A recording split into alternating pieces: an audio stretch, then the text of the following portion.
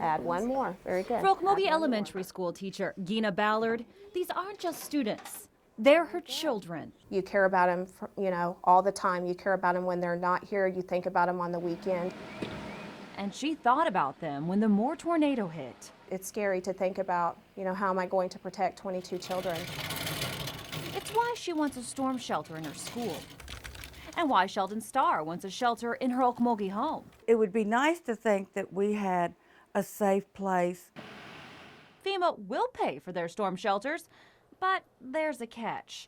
Cities and counties have to have what's called a hazard mitigation plan. Basically, it's just a detailed plan explaining how emergency managers would handle a disaster. The 2 News investigators found dozens of Green Country cities and counties that have expired plans, including Collinsville, Jinx, Sand Springs, Muskogee, and Okmulgee County, just to name a few. That means Jinx, Sand Springs, and Collinsville can't qualify for FEMA-funded storm shelters since they have expired plans. But that's not the only problem with an expired plan. Cleveland County, where Moore is located, had an expired plan when the tornado hit. At the time, FEMA said it would give them aid, but Cleveland County better have a current hazard mitigation plan to them in 12 months or else. They get to refund all that money. Judy Seuss was hired to write the county's plan. She writes hazard mitigation plans for counties across the state.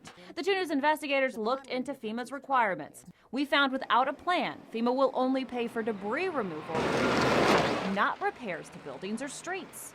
In Cleveland County's case, non-debris removal costs total $640,000. Money FEMA gave them, but the county could have to pay back.